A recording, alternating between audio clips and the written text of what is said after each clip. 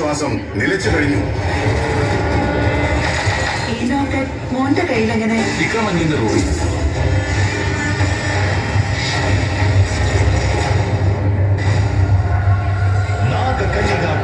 ഇന്ന് രാത്രി 8 മണി.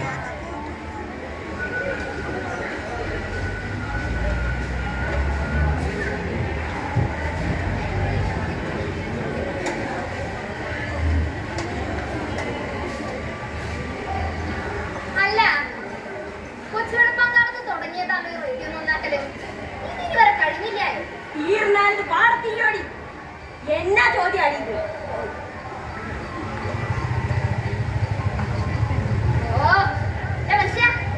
വാർത്ത കേൾക്കാനാണെങ്കിൽ അകത്ത് ടി വി ഇല്ലായോ? ഈ റേഡിയോ തന്നെ കേൾക്കണമെന്നാണെങ്കിൽ കൊച്ചിനോട് പറഞ്ഞ് പുതിയൊരെണ്ണം വാങ്ങിച്ചാ പോരെ? ടിവിയുടെ ഗുണമതിയാരോ നീ എന്നോട് പറയില്ല എന്നമ്മോ. അതിന്റെ മുന്നിൽ ഇരുന്ന മനുഷ്യൻ പിന്നെ റേഡിയോ ആയിരിക്കുമ്പോ ഇതിന്റെ ഗുണം എന്താ നിനക്ക് അറിയാവോടി? പെമ്പിള്ളേര് തുണി എടുക്കാത്ത പരസ്യം കാണണ്ട. ഇനിയിപ്പൊ എന്ത് അറിയണം വെച്ചാ തന്നെ കേട്ടാ മതിയല്ലോ.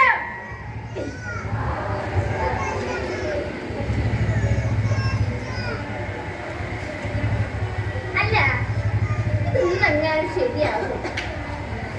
പക്ഷെ ഈ പാട്ട് റേഡിയോ കളഞ്ഞു പുതിയൊരെണ്ണം വാങ്ങിച്ചൂടെ?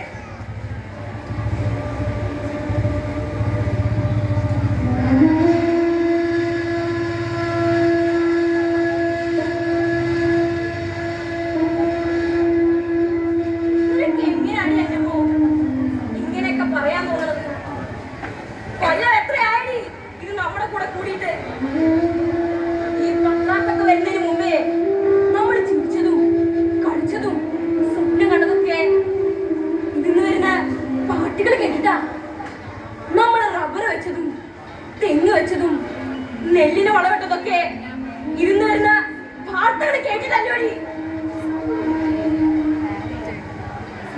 ഇതെന്നെ കച്ചായ കൊച്ചു പിള്ളേരെ കണക്ക്. എനിക്കറിയാൻ വേണ്ടി ഇതിയാനും റേഡിയോ തമ്മിലുള്ള ബന്ധം. അന്ന് കെട്ട് കഴിഞ്ഞ് ആദ്യമായി സിനിമ കാണാൻ പോകാം.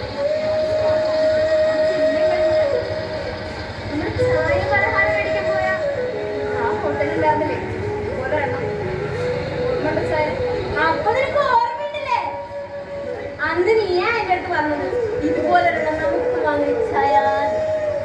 അന്ന് നിന്റെ വയറ്റിലെ തോമാറ്റനുണ്ടായിരുന്നു 3 മാസം പ്രായം. ഗർഭവതിയല്ലേ മേടിച്ചു വരണം. അന്ന് തൊട്ട് ഇന്ന് വരെ നമ്മുടെ കൂടെ ഇല്ലേ? ഇപ്പൊ പറയാൻ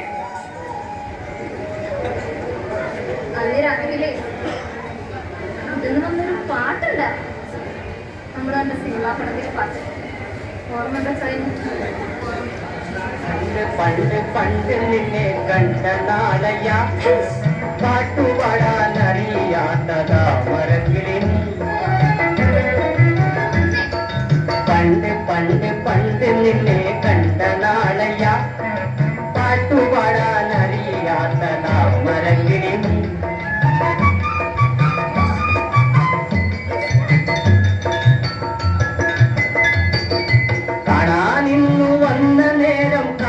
പക്ഷിയല്ല നീ വീണ വീട്ടി പാടിടുന്ന സുന്ദരിയല്ലോ സുന്ദരിയല്ലോ. വീണ വീട്ടി പാടിടുന്ന സുന്ദരിയല്ലോ സുന്ദരിയല്ലോ.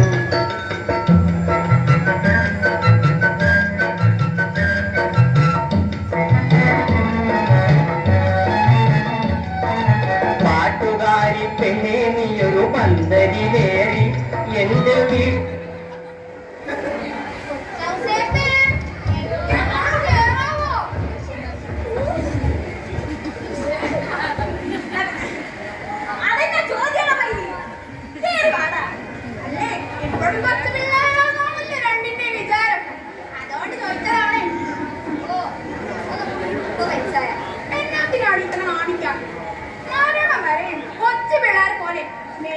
പ്രണയിച്ചും കളിച്ചും ഒക്കെ കഴിയണം.